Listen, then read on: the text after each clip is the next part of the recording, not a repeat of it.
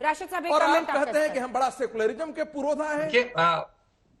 अंजना जी, देखिए, हम जब राजनीतिक दलों की बात करते हैं तो थोड़ा सा एक चीज का हमें ख्याल रखना चाहिए कि उनमें कॉमन सेंस होता है, हारे जीते जो भी है उन्हें पता होता है। अगर हम 80-20 की बात करते हैं तो कोई भी राजनीतिक दल इतना मूर्ख और बेवकूफ नहीं होगा कि वो केवल 20% जो वोट है, जो जिसको अगर हम माइनॉरिटीज के वोट कहते हैं, उसी की तरफ पूरा ध्यान लगाए और 80% वोट को नजरअंदाज कर दे। कांग्रेस के अंदर और बाहर दोनों तरफ इस बात की पूरी एक कश्मकश है और प्रयास किए जा रहे हैं कि बहुसंख्यक समाज को अपनी तरफ खींचा जाए। वो उस प्रयास में कितने सफल हो गए सफल हो गए आने वाला समय बताएगा, लेकिन ये बातें कहना मुझे लगता है कि अनुचित है। देखिए, धर्म और आस्था और राजनीति का जो जो जोड़ है उसको लेके बहुत सारी हमारे देश में पॉइंट ऑफ व्यू है, उसका सब चीजों का हम यहाँ पर अभी उल्लेख नहीं कर सकते। लेकिन मुझे लगता है कि लोकतंत्र में हर आदमी, हर राजनीतिक दल, हर शख्सियत स्वतंत्र है कि वो अपना रास्ता कैसे चुनना चाहता है और उस पर कैसे जाना चाहता है वो उसका, और जनता जो है वो फैसला देती है कि वो उस चीज को पसंद करती है या नापसंद करती है।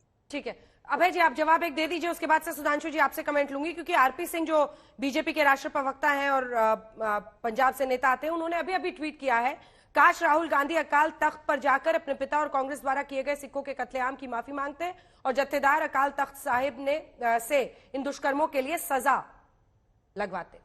अब देखिए, ये एक अलग टोन अब पंजाब में उठाया जा रहा है।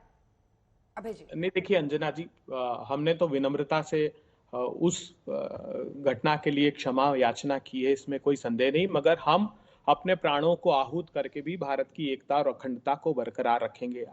आजादी के पहले भी रखा और आजादी के बाद भी रखेंगे।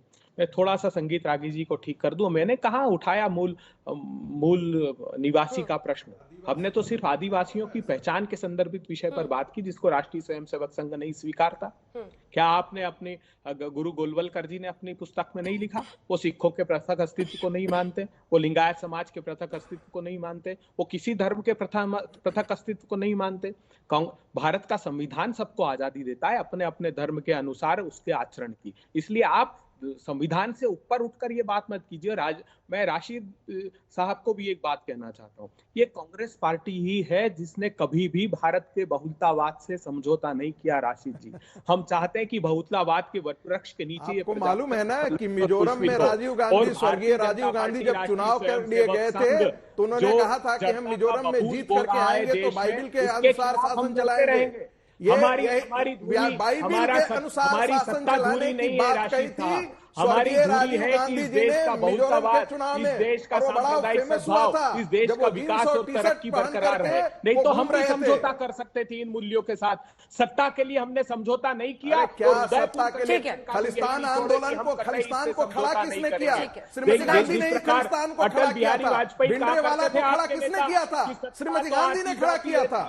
देश रहना चाहिए संगीत रागी साहब, हम देश बरकरार रखने के लिए अपनी लड़ाई लड़ेंगे। और ये जो आप सांप्रदायिक उन्माद का जहर फैला रहे, हम चाहते हैं कि देश के बेरोजगार युवाओं, जरा राहुल गांधी टुकड़े टुकड़े और सरतन से जुदा के नारे के खिलाफ भी एक लाइन बोल देते ना, जरा बोल तो देते। तस्लीमा नसरीन के साथ खड़े हो जाते राहुल गांधी, कांग्रेस पार्टी खड़ी हो जाती। सुधांशु जी अब जवाब दीजिए। सुधांशु जी वो कह रहे हैं, अभय जी कह रहे हैं कि कांग्रेस भारत की बहुलता का प्रतीक है। एक सेकंड, कांग्रेस भारत के बहुलता का प्रतीक है। बहुलता आप सिर्फ बहुसंख्यकवाद की राजनीति करते हैं। बहुलता इसी में मुझे लगता है कि पूरी बहस कितना खतरनाक चेहरा भी, हाँ। मैं बिल्कुल बहुलता का कितना खतरनाक चेहरा यहां पर अभी अभय दुबे जी ने कांग्रेस का दिखाया। बहुलता के नाम पर जो राशिद जी ने कहा 80-20 में सब नहीं साहब, ये जो 80 वाला समाज है ना, इसको कहो SC अलग, ST अलग, पिछड़ा अलग, अगड़ा अलग। उसके बाद सिखों को तो अलग किया, लिंगायत अलग, इनकी सरकार ने कोशिश भी की थी। और जो आदिवासी शब्द है, हम आदिवासी भी यूज करते हैं, वनवासी। आदिवासी शब्द अंग्रेजों के आने से पहले, मैं चुनौती से कहता हूं, 1861 फर्स्ट सेंसस से पहले, बल्कि 1900 से पहले। अभय दुबे जी, आप आदिवासी शब्द कहीं भारत में लिखा दिखा दीजिए तो मैं मान जाऊं। वनवासी शब्द, वनवासी राम है। अरे भाई साहब, वनवासी कृष्ण भी थे। अरण्य कांड रामायण में भी है, वन पर्व महाभारत में भी है। मगर अफसोस, और मैं आपसे सिर्फ एक प्रश्न पूछता हूं, अगर आदिवासी को आदिवासी कहते तो राहुल गांधी क्या है? यह बताइए, दत्तात्रेय गोत्र के कौल ब्राह्मण क्या है? अगर उस थ्योरी को जो अंग्रेजों ने प्रोपोगेट किया था भारतीय समाज में विभाजन करने के लिए, कि जो संगीत रागी जी ने कहा क्रिश्चियन मुस्लिम भी बाहर से आए तो अंग्रेज भी बाहर से आए तो सब बाहर से आए तो अंग्रेजों का रहना जस्टिफाइड हो जाए। अभय दुबे जी जवाब दीजिए, अगर आदिवासी शब्द पे कांग्रेस बोलती है तो राहुल गांधी क्या एविडेंसी है कि नहीं? अभय जी बस जवाब दे दीजिए। हम तो मानते हैं सब स्वदेशी हैं, आदिवासी नहीं, इस देश में अनादिवासी है सब।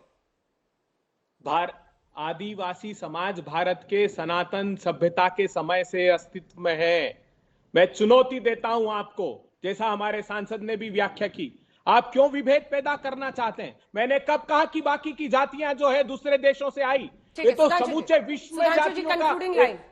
कंक्लूडिंग आदिवासी शब्द का ही अर्थ ये है। कंक्लूडिंग लाइन मैं आदिवासी शब्द का ही अर्थ यही है, इसीलिए ये स्वतंत्रता का अमृत काल है मान्यवर। मैकाले और मार्क्स के विष से अपने मानस को अलग करिए और इस शब्दों के हम जाल से बचिए। जैसे